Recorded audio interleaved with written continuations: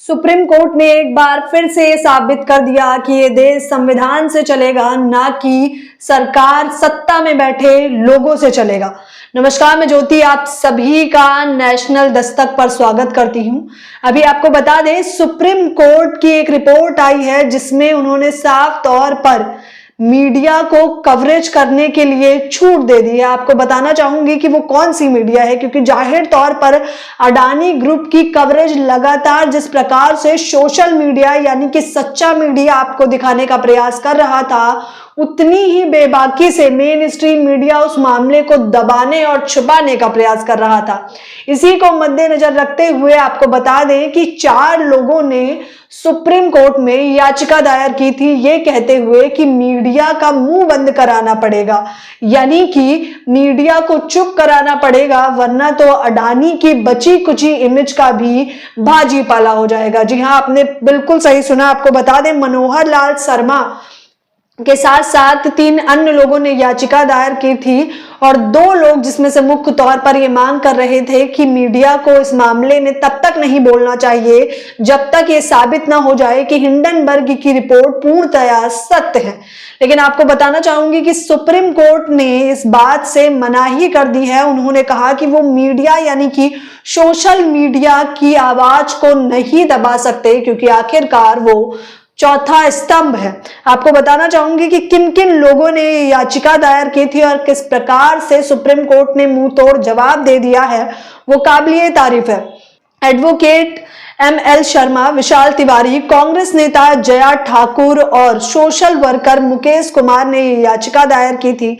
मनोहर लाल शर्मा जिसे साफ तौर पर बताने का प्रयास कर रहे थे कि अडानी ग्रुप के घोटाले का, वो कह रहे थे कि अडानी जी पर जितने भी आरोप लगाए गए हैं वो बेबुनियाद हैं, क्योंकि हिंडनबर्ग केवल उनकी छवि खराब करना चाहता है और कुछ नहीं। हिंडनबर्ग भारत पे सवाल खड़ा कर रहा है। हिंडनबर्ग जो है बार बार ये बताने का प्रयास कर रहे थे कि भारत में फूट डालने का प्रयास कर रहा है, लेकिन अफसोसन सवालात तो जाहिर तौर पर बनते हैं कि आखिरकार ये संपत्ति अडानी के पास इतनी जल्द कहां से आई। और एक एक करके जैसे जैसे खुलासे होते जा रहे हैं, साफ तौर पर यह पता चल रहा है कि हिंडनबर्ग की रिपोर्ट अब सत्य साबित होने लगी है। विशाल तिवारी ने भी सुप्रीम कोर्ट में अपनी याचिका लगाई थी। जया ठाकुर ने SBI और LIC में कितना घोटाला हुआ है, हालांकि क्योंकि ये कांग्रेस नेता हैं तो इन्होंने उसको लेकर एक याचिका दर्ज कराई थी। आपको बताना चाहूंगी कि अभी तक जहां पर 2022 में सभी लोग गौतम अडानी का गुणगान कर रहे थे और ये कहते नहीं थक रहे थे कि देखिए किस प्रकार से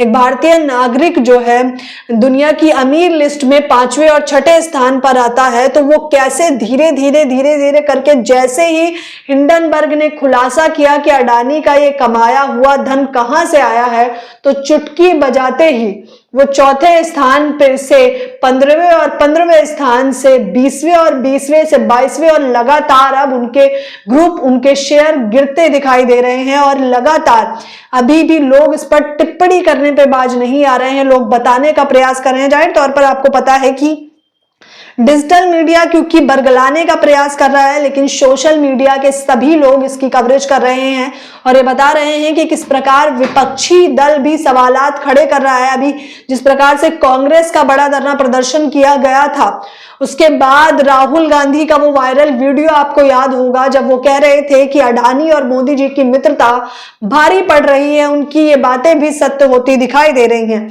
आपको हालांकि बताना चाहूंगी कि इस स्थान पे आने के बावजूद अभी भी 9,460 करोड़ अमेरिकी डॉलर हैं गौतम अडानी के पास।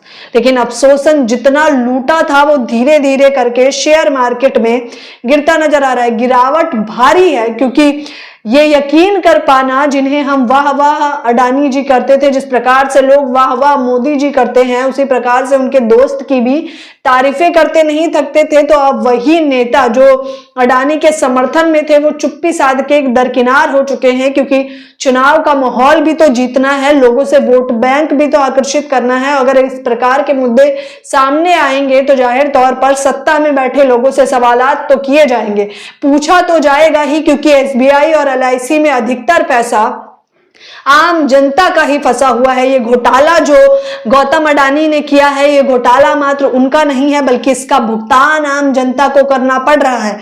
देखिए किस प्रकार से शेयर लगातार गिर रहे हैं अडानी ग्रुप के। अडानी ग्रुप को लेकर 24 जनवरी को हिंडनबर्ग की रिपोर्ट आने के बाद से ग्रुप का मार्केट कैप 61.6% या 11.8 लाख करोड़ रुपए घटकर अब 7.4 लाख करोड़ रुपए हो गया है। हिंडनबर्ग ने अपनी रिपोर्ट में कहा था कि ग्रुप के 7 शेयर 85% से ज्यादा ओवर वैल्यूड है। और सिर्फ यही नहीं, ग्रुप के शेयरों में अडानी टोटल गैस का शेयर सबसे ज्यादा टूटा है।